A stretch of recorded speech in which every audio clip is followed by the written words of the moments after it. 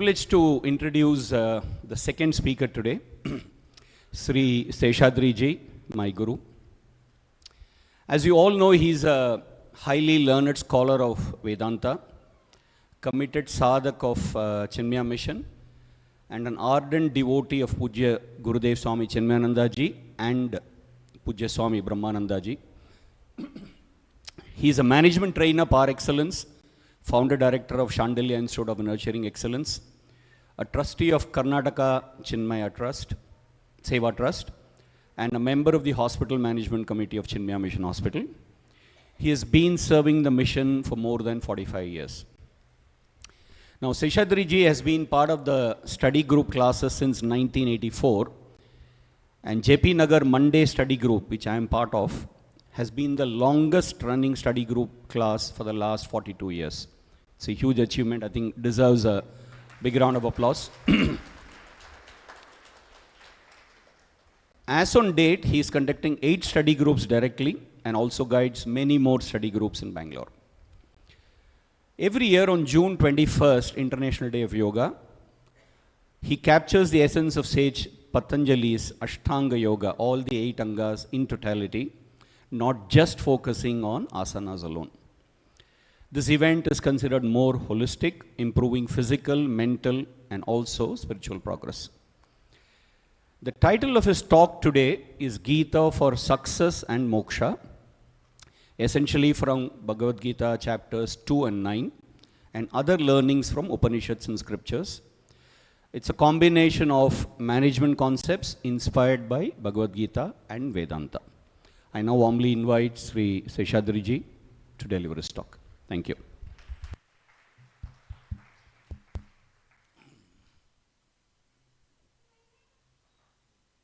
Hari Om. Okay. ಕೇಳಿಸ್ತಾ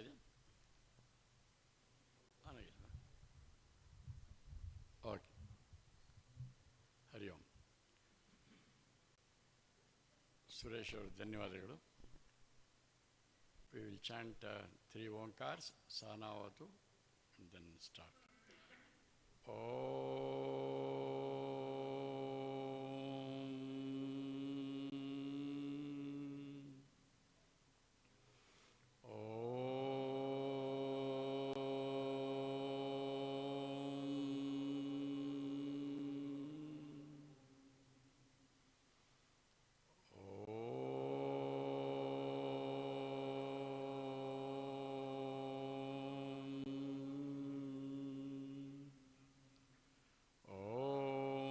सहनाववतु सहनौ भुनक्तु सह वीर्यङ्करवावहै तेजस्विनावधीतमस्तु मा विद्विषावहै. ॐ शान्ति शान्ति शान्तिः. ॐ समस्तजनकल्याणे निरतं करुणामयं नमामि चिन्मयं देवं सद्गुरुं ब्रह्मविद्वरं. ಪೂಜ್ಯ ಗುರುದೇವರ ಪಾದಾರವಿಂದಗಳಿಗೆ ಸಾಷ್ಟಾಂಗ ಪ್ರಣಾಮ ಮಾಡಿ, ಪೂಜ್ಯ ಸ್ವಾಮಿ ಬ್ರಹ್ಮಾನಂದರಿಗೆ ಸಾಷ್ಟಾಂಗ ಪ್ರಣಾಮ, ಮತ್ತು ಪೂಜ್ಯ ಸ್ವಾಮಿನಿ ಸಮತಾನಂದ ಇನ್ನಿತರ ಆಚಾರ್ಯರುಗಳು ಅವರಿಗೆ ಪ್ರಣಾಮ ಮಾಡಿ ಶುರು ಮಾಡುವ. ಇಲ್ಲಿ ಇವತ್ತು ಒಂದು ವಿಶೇಷ ದಿನ, ಪೂಜ್ಯ ಗುರುದೇವ್ ಅವರ 110ನೇ ಜನ್ಮ. ಆ ದಿನ ನಮಗೆ ಈ ಮಾತಾಡೋಕ್ಕೆ ಅವಕಾಶ ಮಾಡಿಕೊಟ್ಟಂಥ ಪೂಜ್ಯ ಸ್ವಾಮಿ ಬ್ರಹ್ಮಾನಂದರಿಗೆ ಸಾಷ್ಟಾಂಗ ಪ್ರಣಾಮಗಳು ಮತ್ತೊಮ್ಮೆ. ನಾನು ಚಿನ್ಮಯ ಮಿಷನ್ಗೆ ಬರೋದಕ್ಕೆ ಕಾರಣವಾಗಿದ್ದು, ಒಂದು ಅಮೆರಿಕಾದ ಟ್ರೈನರ್ ಒಬ್ಬರು ಮ್ಯಾನೇಜ್ಮೆಂಟ್ ಟ್ರೈನಿಂಗ್ ಹೋದಾಗ ಅವ್ರು ಹೇಳಿದ್ರು, ನಿಜವಾದ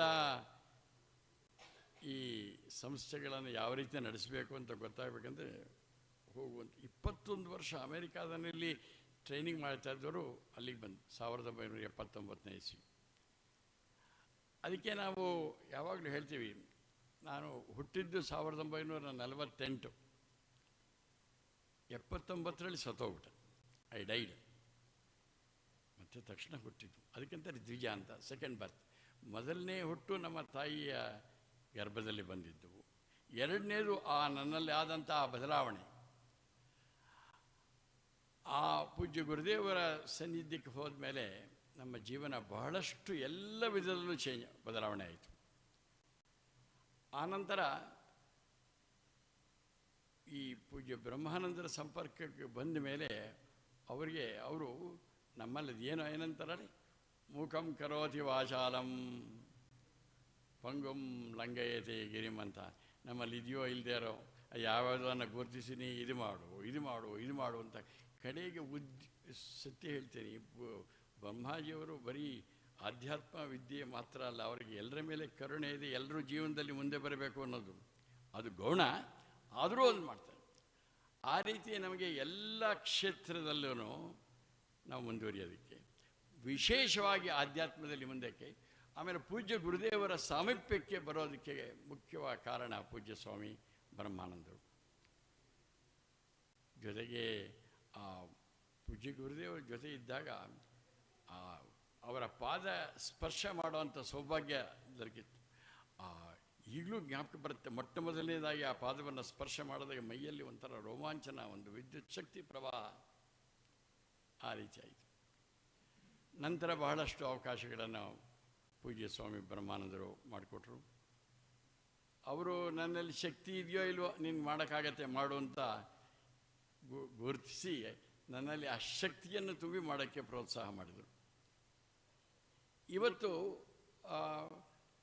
ಪೂಜ್ಯ ಗುರುದೇವರದೊಂದು ಸ್ಟಡಿ ಗ್ರೂಪ್ನಲ್ಲಿ ನೀವೆಲ್ಲ ಓದಿರ್ತೀರ. ನಾನು ಹೇಳೋ ವಿಷಯ ಒಂದು ಸ್ವಲ್ಪನೂ ಹೊಸದಿರೋಲ್ಲ ನಿಮಗೆ. ಮೊದಲೇ ಹೇಳ್ಬಿಡ್ತೀನಿ, ಆಮೇಲೆ ನೀವೇನೋ ಹೇಳ್ತೀವಿ ಅಂದರೆ ಒಂದು ಹೊಸದು ಹೇಳಲಿಲ್ವಲ್ಲ ಅಂತ. ಮೊಟ್ಟ ಮೊದಲನೇದಾಗಿ ನಾವು ತಗೊಳ್ಳೋದು ಕಿಂಡಲ್ ಲೈಫ್ ಅಂತ ಪುಸ್ತಕ ಫಸ್ಟು.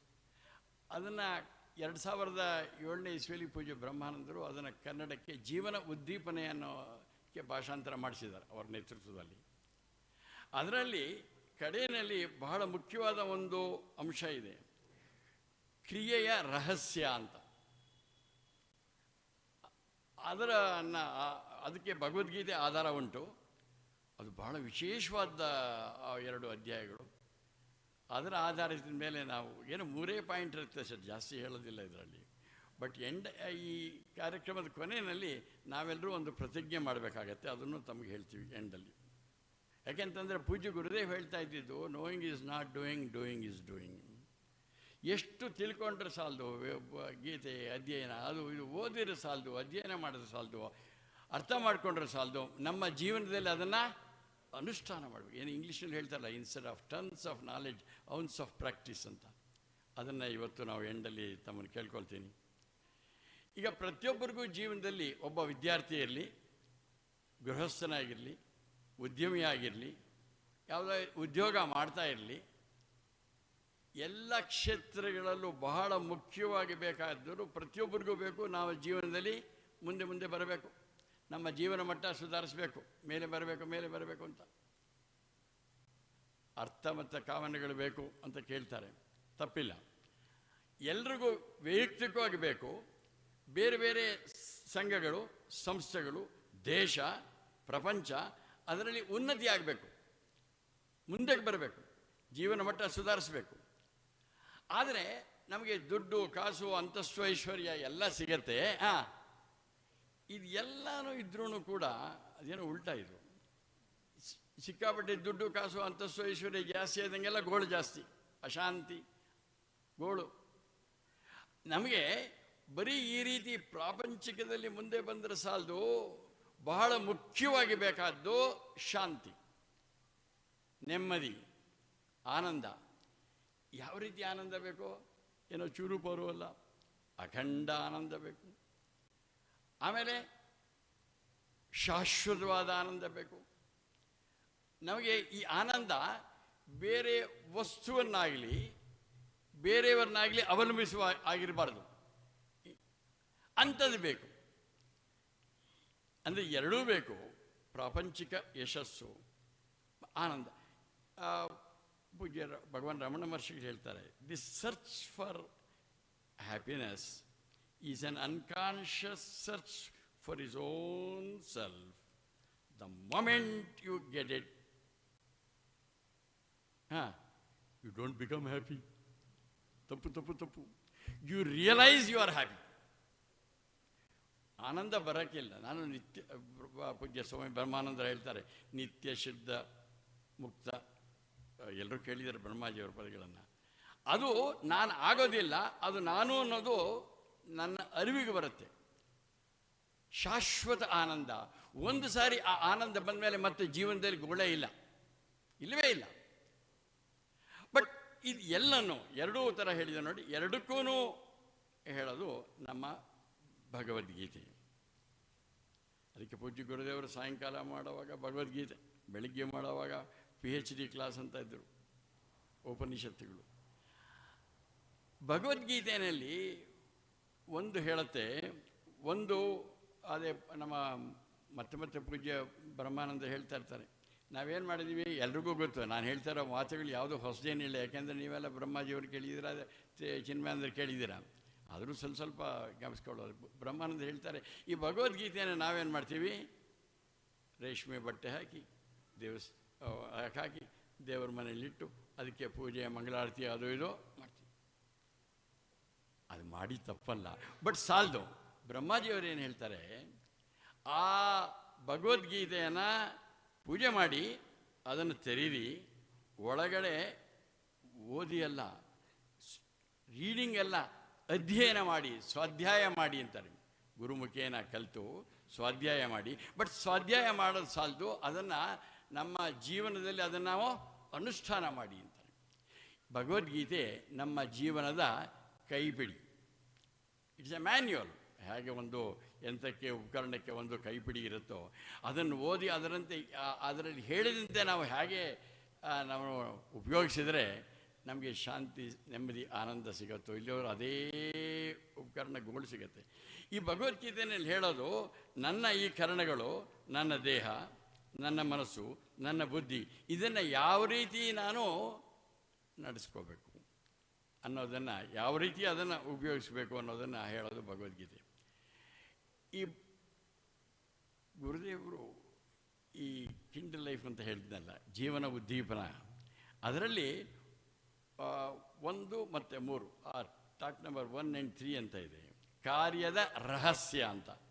ಅದರಲ್ಲಿ ಅವ್ರು ಹೇಳಿದ್ದಾರೆ, ಸ್ವಲ್ಪ ಜೊತೆಗೆ ನಮ್ಮ ಜೊತೆಗೆ ಬನ್ನಿ, ಇಮ್ಯಾಜಿನ್ ಮಾಡ್ಕೊಳ್ಳಿ, ಒಂದು ಎತ್ತರವಾದ ಒಂದು ನದಿ ಹರಿತಾ ಇದೆ, ಅದಕ್ಕೆ ಅಡ್ಡವಾಗಿ ಒಂದು ದೊಡ್ಡದಾಗಿ ಒಂದು ಅಣೆಕಟ್ಟು ಕಟ್ತೀವಿ. ಅಣೆಕಟ್ಟು ಅಂದರೆ ಡ್ಯಾಮ್ ಅಂತ. ದೊಡ್ಡದಾಗಿ ಅಣೆಕಟ್ಟು ಕಟ್ತೀವಿ. ಕಟ್ಟಿದ ಮೇಲೆ ಬಹಳ ಮುಖ್ಯ, ಆ ನೀರಿನ ಮಟ್ಟ ಹೆಚ್ಚಿದಷ್ಟು ಶಕ್ತಿ ಅದರಲ್ಲಿ ಸಂಗ್ರಹವಾಗಿರುತ್ತೆ. ಅದಕ್ಕೆ ಬದಲಾಡ್ತಾರೆ, ಈಗಪ್ಪ KRSನಲ್ಲಿ ಎಷ್ಟು ಮಟ್ಟ ಇದೆ ಇವತ್ತು, ನೀರಿನ ಮಟ್ಟ ಹೆಚ್ಚಿಗೆ ಇರಬೇಕು. ಆಮೇಲೆ ನಂತರ ಆ ಸಂಗ್ರಹವಾಗಿರುವಂಥ ನೀರು ಸೋರಿಕೆ ಆಗಬಾರ್ದು, ಪ್ಲಗ್ ದಿ ಲೀಕೇಜಸ್. 2 ನಂಬರ್ 1, ಆ ನೀರಿನ ಮಟ್ಟವನ್ನು ಬಹಳ ಇಂಪಾರ್ಟೆಂಟು. ಕಡೆಯಲ್ಲಿ ನಾವು ಇದ್ರ ಬಗ್ಗೆ ನಾವು ಆಕ್ಷನ್ ಪ್ಲ್ಯಾನ್ ಮಾಡೋರಿದ್ದೀವಿ. ನೀರಿನ ಮಟ್ಟ ಹೆಚ್ಚಬೇಕು, ನಂಬರ್ 1. ನಂಬರ್ 2, ಆ 3 ಸೋರಿಕೆಗಳೇನಿದೆ ಅವುಗಳನ್ನು ತಡಿಬೇಕು. ಎಚ್ಚರ ಜಾಸ್ತಿ ಆಯಿತು, ಸೋರಿಕೆ ತಡೆದ್ರಿ. ಆಮೇಲೆ ಆ ನಂತರ ಆ ಕೊಳವೆಗಳ ಮೂಲಕ ಸರಿಯಾದ ದಿಕ್ಕಿನಲ್ಲಿ ಹರಿಸಿದರೆ ವಿದ್ಯುತ್ ಶಕ್ತಿ ಉತ್ಪಾದನೆ ಆಗುತ್ತೆ.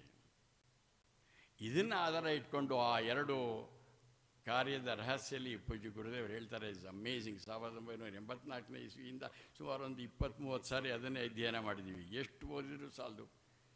ಅವ್ರು ಹೇಳ್ತಾರೆ, ನೀರಿನ ಮಟ್ಟ ಹೆಚ್ಚೋದು ಅಂತಂತಂದರೆ ನಮ್ಮಲ್ಲೂ ಕೂಡ ಹೇಗೆ ಆ ನೀರಿನ ಮಟ್ಟ ಹೆಚ್ಚುತ್ತೋ ಹಾಗೆ ನಮ್ಮಲ್ಲಿ ನಮ್ಮ ಶಕ್ತಿ ಹೆಚ್ಚಬೇಕು. ಶಕ್ತಿ ಹೆಚ್ಚಬೇಕಂತಂದರೆ ಗುರುದೇವ್ ಹೇಳ್ತಾರೆ, ಇಂಗ್ಲೀಷ್ನಲ್ಲಿ ಅವ್ರು ಹೇಳ್ತಾರೆ, ಆಮೇಲೆ ಕನ್ನಡದಲ್ಲಿ ಹೇಳ್ತೀನಿ, below labourer worker men of achievement. ಕೂಲಿಗಾರನಿಂದ ಕಡೆ ಕೂಲಿಗಾರ, ಕಾರ್ಯಕರ್ತ, ಸಾಧಕ. ಇದು ಎತ್ತರಕ್ಕೆ ಹೋಗಬೇಕು ಅಂತಾರೆ. ಎತ್ತರಕ್ಕೆ ಹೋಗೋದು ಅಂತಂದರೆ ಇದು ಯಾವುದೇ ಹುದ್ದೆ ನಿಲ್ಲಿಲ್ಲ.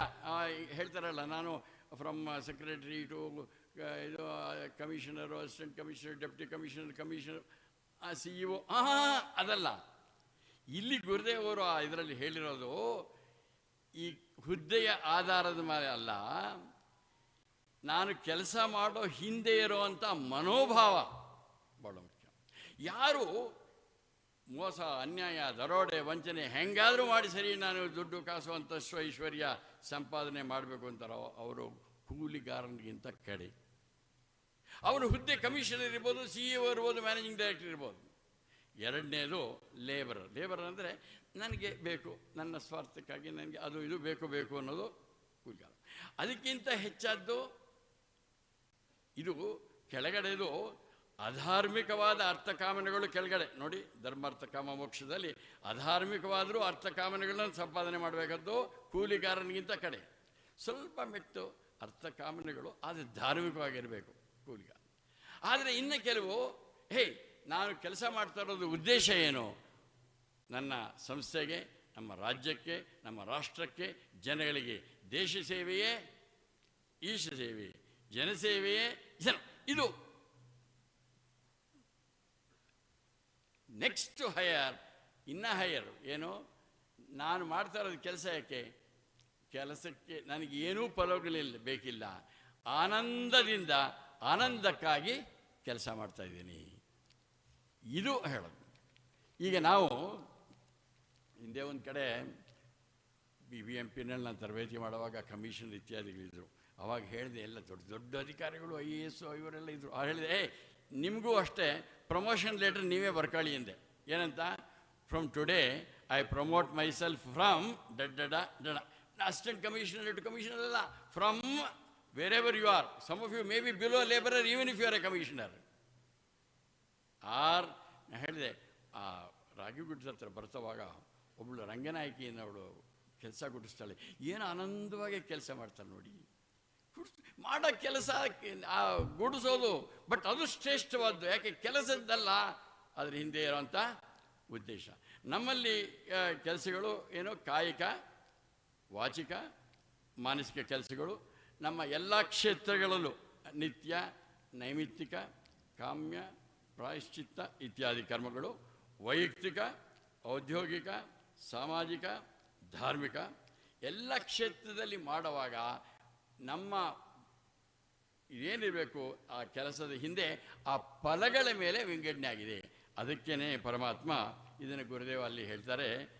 ಕೆಲಸ ಮಾಡುವಾಗ ಭಗವದ್ಗೀತೆ 2ನೇ ಅಧ್ಯಾಯದ 47ನೇ ಶ್ಲೋಕ ಎಲ್ರಿಗೂ ಗೊತ್ತು, ಜೊತೆಗೆ ಹೇಳಿ. ಕರ್ಮಣ್ಯೇವಾಧಿಕಾರಸ್ತೆ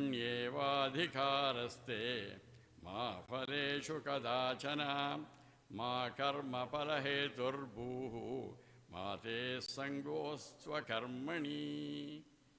ತೇ ಅಧಿಕಾರ ಕೃಷ್ಣ ನಮ್ಗೆ ಹೇಳೋದು ಕರ್ಮಣಿಯೇವ ಮಾ ಫಲೇಷು. ಅದು ನಮ್ಮ ಕರ್ಮಫಲ ಅನ್ನೋದು ಮಾಹೇತು, ಅದು ನಮಗೆ ಕಾರಣ ಆಗಬಾರ್ದು. ಹಾಗೆ ಅಂತಂದ್ಬಿಟ್ಟು ಸುಮ್ಮನೆ ಕೂತ್ಕೊಳ್ತೀನಿ ಏನು ಬೇಡ. ಸುಮ್ಮನೆ ಕೂತ್ಕೊಳ್ಳೋಕ್ಕಾಗೋದೇ ಇಲ್ಲ. ಆಗೋಯ್ತಾ ನೋಡಿ, ಮಲಗಿದಾಗಲೂ ಕೂಡ ಕನಸಿನಲ್ಲಿ ಮನಸ್ಸು ಓಡಾಡ್ತಾ ಇರುತ್ತೆ. ನಿದ್ದೆನಲ್ಲಿ ಮಾಡೋವಾಗಲೂ ಬ್ರಹ್ಮಾಜಿಯವರು ಹೇಳ್ತಾ ಇರ್ತಾರಲ್ಲ, ಎಲ್ಲ ಕೆಲಸಗಳು ಆಗ್ತಾ ಇರುತ್ತೆ. ಕೆಲಸ ಮಾಡದಿರೋಕ್ಕಾಗೋದೇ ಇಲ್ಲ, ಮಾಡ್ತೀವಿ. ಮಾಡೋವಾಗ ಆ ಫಲಾಫಲಗಳ ಬಗ್ಗೆ ಇದೆ. ಯಾವ ರೀತಿ ನಾನು ಶ್ರೇಷ್ಠವಾಗಿ ಆ ಫಲಗಳನ್ನು ಪೂಜ್ಯ ಗುರುದೇವ್ ಹೇಳಂಗೆ will go to the highest. ಆಮೇಲೆ ಯಾವಾಗ ಕರ್ಮಗಳು ಮಾಡೋದು, ಯಾವ ಕರ್ಮಗಳು ಅಂತ ಹೇಳೋಕ್ಕೆ ಮತ್ತೆ ಭಗವದ್ಗೀತೆಯಲ್ಲಿ ಕೃಷ್ಣ ಹೇಳ್ತಾನೆ. 9ನೇ ಅಧ್ಯಾಯದ 27ನೇ ಶ್ಲೋಕ, ಗೀತಾ ಪಂಚಾಮೃತದಲ್ಲಿ ಒಂದು ಜೊತೆಗೆ ಹೇಳುವ. ಎಲ್ರಿಗೂ ಗೊತ್ತು.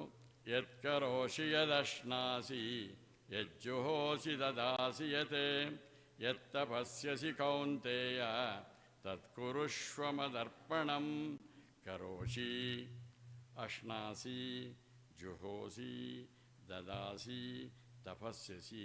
ಅದು ಏನೇನೇನೇನೇನೇನು ಮಾಡ್ತೀಯೋ ಅದನ್ನು ಮಾಡುವಾಗ ಮದರ್ಪಣಂ ಕುರು.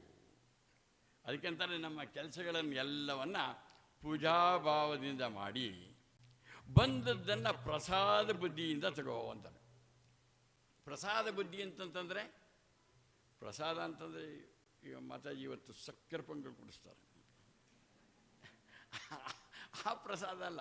ಬ್ರಹ್ಮಾಜಿಯವರು ಹೇಳ್ತಾ ಇರ್ತಾರೆ ಅವಾಗವಾಗ, ಏನು ಪ್ರಸಾದ ಅಂದರೆ ನನ್ನ ಮನಸ್ಸಿನ ಪ್ರಶಾಂತತೆಗೆ ಹೆಸರು ಪ್ರಸಾದ. ಆದರೆ ನಾವೇನು ಮಾಡಬೇಕು, ಎಲ್ಲ ಕೆಲಸಗಳನ್ನು ಮಾಡಿ ಇದು ಅದು ಅಂತಲ್ಲ. ಹಾಗಿದ್ರೆ ನಮ್ಮ ಪೂಜೆ ಎಷ್ಟೊತ್ತಾಗಬೇಕು? ಬೆಳಿಗ್ಗೆ ಇದ್ದಾಗಲಿಂದ ಸಾಯಂಕಾಲ ಮಲಗೋವರೆಗೂ, ಹುಟ್ಟಿದಾಗಲಿಂದ ಸಾಯೋವರೆಗೂ ಮಾಡೋದು ಎಲ್ಲವೂ ಕೂಡ ಪಾರ್ಟ್ ಟೈಮ್ ಅಲ್ಲ. ಪೂಜ್ಯ Gurudev used to say, spirituality is not a part time job ಅಂತ. ಎದ್ದಾಗಲಿಂದ ಮಲ್ಕೊಳ್ಳೋವರೆಗೂ, ಹುಟ್ಟಿದಾಗಲಿಂದ ಸಾಯೋವರೆಗೂ ಪ್ರತಿಯೊಂದು. ಅದಕ್ಕೇನೆ let us make a resolve today. Action number 1, ಪ್ರತಿಯೊಂದು ಕೆಲಸವನ್ನು ಹೇಗೆ ಆ ಲೆವೆಲ್ ನಾವು ಜಾಸ್ತಿ ಆಗಬೇಕು. Below labourer to a man of achievement, ಸಾಧಕ. ಅಂದರೆ ಕೆಲಸ ಒಂದೇ, ಆದರೆ ನನ್ನ ಉದ್ದೇಶ ಬೇರೆ. So let us all do all our work. 9ನೇ ಅಧ್ಯಾಯದ 27ನೇ ಶ್ಲೋಕದಲ್ಲಿ ಎಲ್ಲ ಕೆಲಸಗಳನ್ನು ನಾವು ಯಾವ ರೀತಿ ಮಾಡಬೇಕು?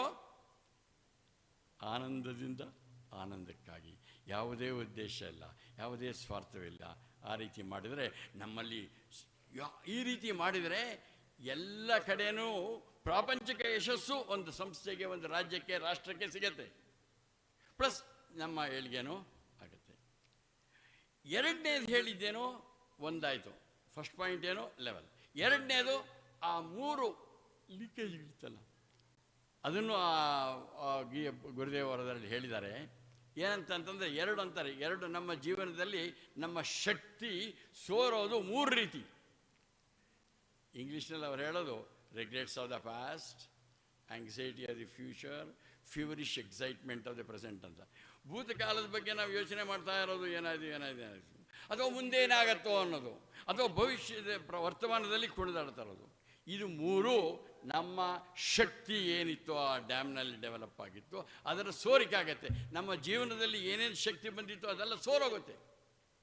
ನಾವು ಬಹಳಷ್ಟು ಜನ ನಾವೇನು ಮಾಡ್ತೀವಿ, ಮುಂದೆ ಏನಾಗುತ್ತೋ, ಹಿಂದೆ ಏನಾಗೋಗ್ಬಿಟ್ಟಿತ್ತು. ಈಗ ಯೋಚನೆ ಮಾಡಿ ಏನು ಪ್ರಯೋಜನ ಹೇಳಿ? ನಿಮಗೆ ಮದುವೆ ಆಗಲೇ 25 ವರ್ಷ ಆಗೋಗ್ಬಿಟ್ಟಿದೆ, 2 ಮಕ್ಕಳಾಗಿವೆ. ನಾನು ಅವಳನ್ನು ಮದುವೆ ಮಾಡ್ಕೋಬೇಕಾಗಿತ್ತು. ಹೇಳ್ತಾ ಇರೋದು ಇವಾಗ ಆಗೋಯ್ತು ಬಿಡಿ, ಅವಳಿಗಾಗಲೇ ಮದುವೆ ಆಗಿದೆ, ಅವನು ಯಾರೋ ಒದಲಾಡ್ತಾ ಇದ್ದಾನೆ ಜೀವನದಲ್ಲಿ. ಅದ್ರ ಬಗ್ಗೆ ಯೋಚನೆ ಮಾಡಿಬಿಡಿ. Past is dead and gone, I can't do anything. ಯಾಕೆ ಯೋಚನೆ ಮಾಡ್ತೀರಾ? ಅಥವಾ ಮುಂದೆ ಏನಾಗುತ್ತೆ ನಮ್ಗೇನು ಗೊತ್ತು ಹೇಳಿ? ಆಗತ್ತೋ ಬಿಡುತ್ತೋ. ಬಹಳಷ್ಟು ಜನ ಮುಂದೆ. ನಾನೊಂದು ಸರಿ ಮುಂಬೈಗೆ ಕ್ರಾಂಪ್ಟನ್ ಆ್ಯಂಡ್ ಗ್ರೀವ್ಸ್ ಕಂಪನಿಗೆ ತರಬೇತಿ ಮಾಡೋಕ್ಕೆ ಹೋಗ್ತಾ ಇದ್ದಾಗ ಅವತ್ತು ಸ್ವಲ್ಪ ವಾತಾವರಣ ಸ್ವಲ್ಪ ಕೆಟ್ಟಿತ್ತು. ಸ್ವಲ್ಪ 1 ಗಂಟೆ ತಡವಾಯಿತು ಫ್ಲೈಟ್.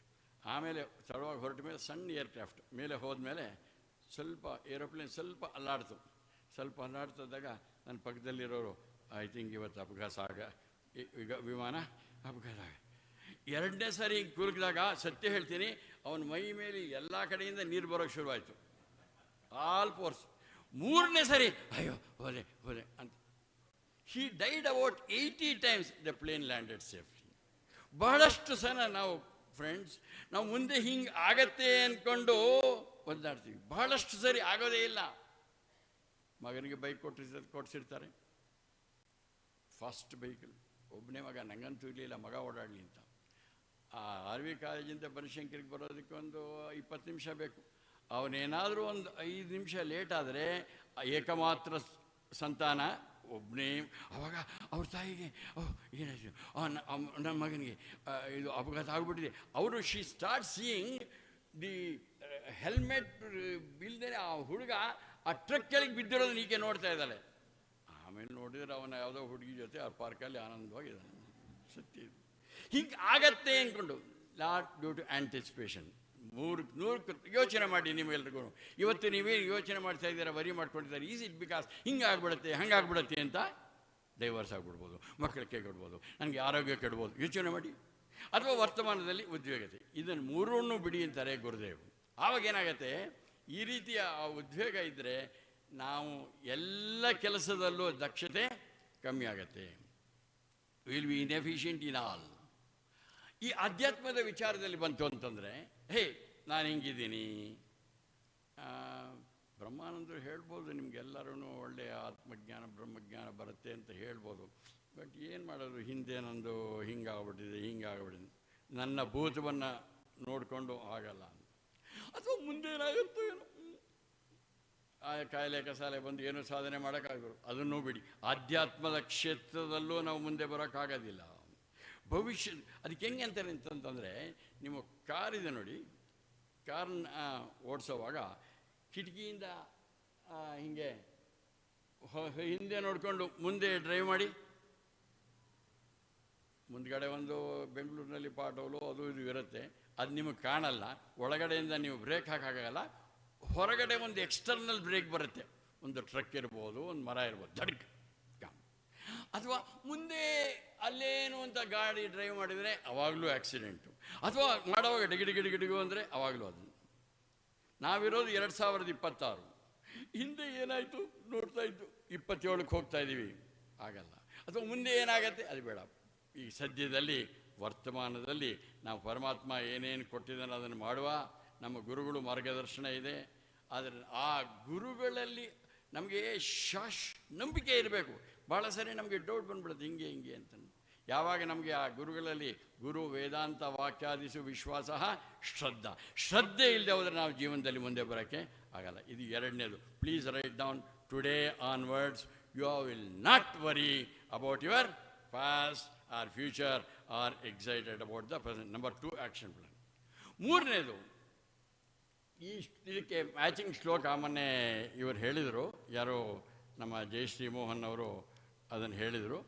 ಮತ್ತೊಂದು ಸಾರಿ ಹೇಳುವ ಅವರು 3ನೇ ಅಧ್ಯಾಯದ 30ನೇ ಶ್ಲೋಕ ಇದಕ್ಕೆ ಮ್ಯಾಚಿಂಗ್. ಆ ಪೋರ್ಷನ್ ಮಾತ್ರ ಹೇಳ್ತೀನಿ ಒಟ್ಟಿಗೆ. ಮೈ ಸರ್ವಾಣಿ ಕರ್ಮಾಣಿ ಸನ್ಯಸ್ಯಾಧ್ಯಾತ್ಮಚೇತಸ ನಿರಾಶೀರ್ನಿರ್ಮಮೋ ಭೂತ್ವಾ ಯುಧ್ಯಸ್ವ ವಿಗತಜ್ವರಃ. ಅವರು ಮೈ ಸರ್ವಾಣಿ ಕರ್ಮಾಣಿ ಸನ್ಯಸ್ಯಾಧ್ಯಾತ್ಮ ತೇಜಸ. ನಮ್ಮ ಜಯಶ್ರೀ ಮೋಹನ್ ಅವರು ಬಹಳ ವಿವರವಾಗಿ ಹೇಳಿದರು, ಇದನ್ನು ಟಚ್ ಮಾಡಿದ್ದಾರೆ. ಇಲ್ಲಿ ಮಾಡಬೇಕಾದೇನು? ನಿರಾಶೀ ನಿರ್ಮಮಃ ಯುದ್ಧಸ್ಯ ವಿಗತಜ್ವರ.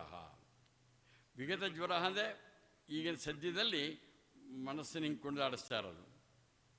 ಅಥವಾ ನಿರಾಶಿ ನಿರ್ಮಮ ಹಿಂದಿನದು, ಇದನ್ನೇ ಅವ್ರು ಹೇಳಿರೋದು. ಪೂಜ್ಯ ಗುರುದೇವ್ ಇದನ್ನು ಅದರಲ್ಲಿ ಹೇಳಿದ್ದಾರೆ. ನಾವು ಎರಡನೇ ಆ್ಯಕ್ಷನ್ ಪ್ಲ್ಯಾನ್ ಆಯಿತು. ಕಡೆಗೆ ಆಯಿತು, ನಮ್ಮಲ್ಲಿ ಶಕ್ತಿ ಜಾಸ್ತಿ ಆಯಿತು. ಯಾವುದರಿಂದ? ಮನೋಭಾವದಿಂದ. ನೋಡಿ, ಡ್ಯಾಮು ಶಕ್ತಿ ಮೇಲೆ ಆ ಸೋರಿಕೆಯನ್ನು ತಡೆಗಟ್ಟಿದ್ವಿ. ಮೂರನೇದೇನು? ಎಷ್ಟೋ ಜನ ಸಿಕ್ಕಾಬಟ್ಟೆ ಅಧಿಕಾರ ಅಂತಸ್ತು ಇದ್ದು ಎಷ್ಟೋ ವರ್ಷಗಳ ಕಾಲ ತಪಸ್ಸು ಮಾಡಿದ್ದು ಅವರ ಜೀವನವನ್ನು ಹಾಳು ಮಾಡ್ಕೊತಾರೆ. ಅವರ ರಾಜ್ಯ, ರಾಷ್ಟ್ರ, ಪ್ರಪಂಚಕ್ಕೆ ಹಾನಿ. ಯಾವಾಗ ಇದನ್ನು ಸರಿಯಾದ ರೀತಿಯಲ್ಲಿ ನೋಡಿ, ಡ್ಯಾಮ್, ಲೀಕೇಜಸ್, ಚಾನಲೈಸಿಂಗ್. ನಾವೇನು ಮಾಡಬೇಕು? ಸರಿಯಾದ ದಿಕ್ಕಿನಲ್ಲಿ ಈ ಶಕ್ತಿ ಉತ್ಪಾದನೆ. ಯಾವ ದಿಕ್ಕಿನಲ್ಲಿ? ನನಗೆ ಈ ಪ್ರಾಪಂಚಿಕ ಸುಖದ ಬಗ್ಗೆ ನೋಡಿ, ಅದು ಬೈ ಪ್ರಾಡಕ್ಟು ಬರುತ್ತೆ, ಅದ್ರ ಬಗ್ಗೆ ಚಿಂತೆ ಮಾಡಬೇಡಿ. ನನಗಿರೋ ಉದ್ದೇಶ ಏನು? ನಾನು ಜೀವನದಲ್ಲಿ ಜನ್ಮ ತಾಳಿರೋದು ನನ್ನ ಆ ಜನ್ಮ ಸಿದ್ಧ ಹಕ್ಕು. ನಾನು ಮುಕ್ತ, ನನಗೆ ಆನಂದ ಬೇಕು, ನನಗೆ ಮುಕ್ತಿ ಬೇಕು. ಬ್ರಹ್ಮಾನಂದ ಹೇಳ್ತಾರೆ, ಆನಂದ ಬರಬೇಕಾಗಿಲ್ಲ, ನೀನು ನಿತ್ಯ ಶುದ್ಧ ಭಕ್ತ, ನೀನು ಸಚ್ಚಿದಾನಂದ. ಆಮೇಲೆ ಇನ್ನೊಂದು ಹೇಳ್ತಾರೆ, ಮುಕ್ತನಾಗಬೇಕು ಅಂತ. ಎಲ್ಲರೂ ಕೇಳಿರ್ತೀರ, ಬ್ರಹ್ಮಾಜಿಯವರು ಹೇಳಿಸಿದ್ದು. ನಾವು ಅದು ಹೇಳ್ತೀನಿ. ನಾವು ಒಂದು ಕಂಬವನ್ನು ಗಟ್ಟಿಯಾಗಿ, ಬ್ರಹ್ಮಾಜಿಯವರು ಹೇಳೋ ಸ್ಟೈಲ್ನ ಕೇಳಿ ನೋಡ್ಬೇಕು ನೀವು. ಕಂಬವನ್ನು ಗಟ್ಟಿಯಾಗಿ ಕಟ್ಕೊಂಡ್ಬಿಟ್ಟು ನಾನೇ ಹಿಡ್ಕೊಂಡ್ರು ಬಿಡಿಸಿ ಬಿಡಿಸಿ ಬಿಡಿಸಿ ಅನ್ಬೇಕಂತೆ. ಕಟ್ಕೊಂಡವನು ಯಾರು? ಬಿಡಿಸಬೇಕಾಗಿಲ್ಲ. ನಾವು ಈ ದಿಕ್ಕಿನಲ್ಲಿ ನಮ್ಮ ಈ ಶಕ್ತಿಯನ್ನು ಹಾಕಬೇಕು. ಏನೋ ನನಗೆ ಬೇಕಾಗಿದ್ದೇನೋ, ನಾನು ಹುಟ್ಟಿರೋದು ನನ್ನ ಆತ್ಮಾನುಭವ. ನನಗೆ ಅಖಂಡ ಆನಂದ ಬೇಕಂದರೆ ನಾನು ಯಾರು ಅಂತ ತಿಳ್ಕೋಬೇಕು.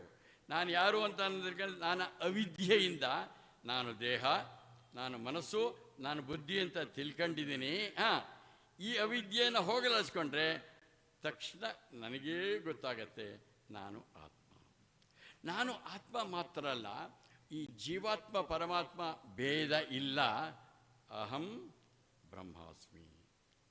ಇದು ಬರಬೇಕಂತಂದರೆ ಆ 2 ಸ್ಟೆಪ್ ಆದಮೇಲೆ ನಮ್ಮ ಧಾರ್ಮಿಕ ಗ್ರಂಥಗಳನ್ನು ಅಧ್ಯಯನ ಮಾಡಿ, ಗುರುಗಳ ಹತ್ರ, ಗುರು ಇಲ್ಲದೆ ಹೋದರೆ ಇದು ಬರೋದಿಲ್ಲ.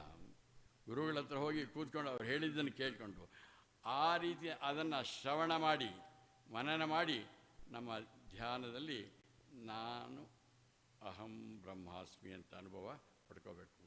ಇದನ್ನು ಪೂಜ್ಯ ಗುರುದೇವರು ನಮಗೆ ಇದರ ಮೂಲಕ ಹೇಳಿದ್ದಾರೆ. ಅದರಿಂದ I have presented to front of you. All of you make a resolution. Number 1, ಏನು ಮಾಡ್ತೀರಾ? ನಿಮ್ಮ ಮಟ್ಟ ಮೇಲೆ ಕೆತ್ತಿಸ್ಕೊತೀರ. ಯಾವುದೋ ಆನಂದದಿಂದ ಆನಂದಕ್ಕಾಗಿ ಎಲ್ಲ ಕೆಲಸ. ನಂಬರ್ 1. ಓಕೆ. ನಂಬರ್ 2, ನಿಮ್ಮಲ್ಲಿ ಸೋರ್ ಹೋಗ್ತಾ ಇದೆಯಲ್ಲ 3 ಪ್ಲಗ್ ಮಾಡಿ. 3ನೇದು ಅದನ್ನು ಸರಿಯಾದ ದಿಕ್ಕಿನಲ್ಲಿ ಹರಿಸಿ. ನನಗೆ ಅವಕಾಶವನ್ನು ಮಾಡಿಕೊಟ್ಟ ಪೂಜ್ಯ ಸ್ವಾಮಿ ಬ್ರಹ್ಮಾನಂದರಿಗೆ ಮತ್ತೊಮ್ಮೆ ಇದಕ್ಕೆಲ್ಲ ಅವಕಾಶಗಳನ್ನು ಅನುಕೂಲಗಳನ್ನು ಮಾಡಿಕೊಟ್ಟ ಪೂಜ್ಯ ಸಮತಾನಂದರಿಗೂ ನಮಸ್ಕಾರ ಮಾಡಿ ನಿಮ್ಮೆಲ್ಲರಿಗೂ ಮಾಡ್ತೀನಿ. ಹರಿ ಓಂ ಹರಿ ಓಂ.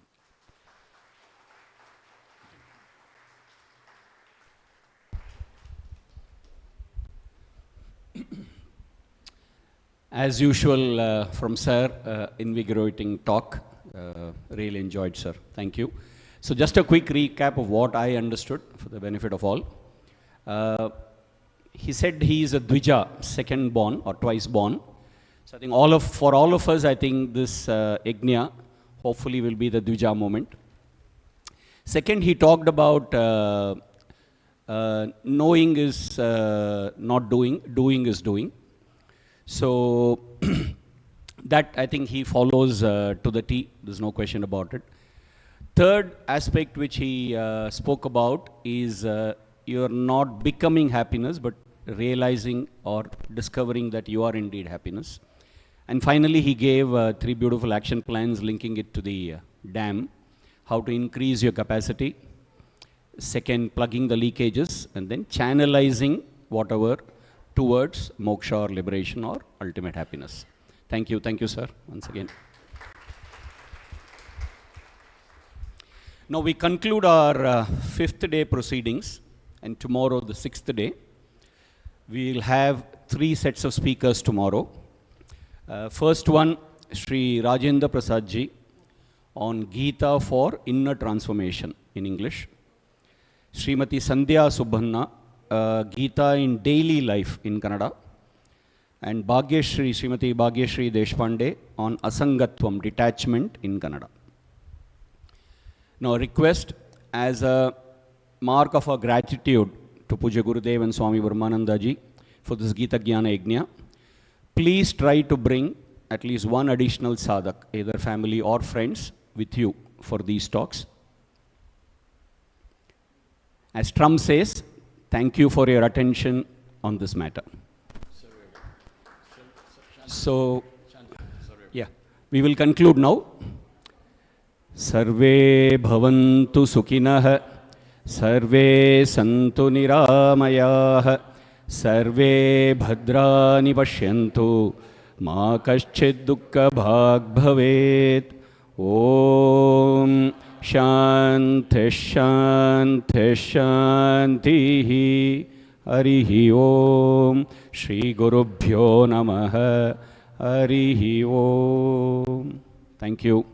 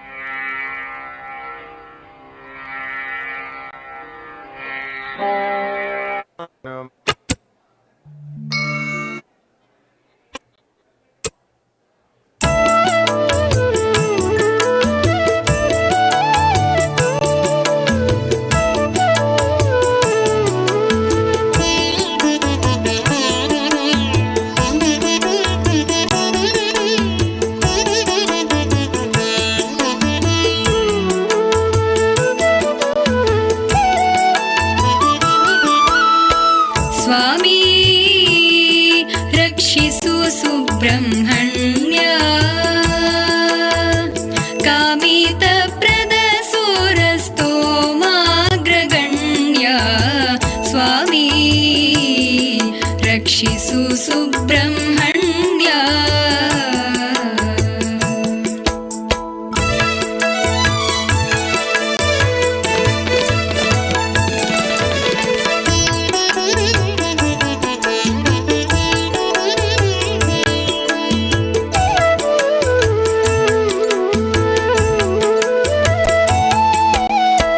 ಜನ್ಮ ಜನ್ಮಾಂತರದ ಕರ್ಮಾನುಸಾರದಿ ದುರ್ಮತಿ ಗೆಳಸಿಯ ಮಮತೆಯಲಿ ದುರ್ಮದಾಂಧನಾದೆ ದುರಿತ ದೂರವಿಸು ನಿರ್ಮಲ ಜ್ಞಾನೋಪದೇಶವನೀತೆನ್ನ ಸ್ವಾಮಿ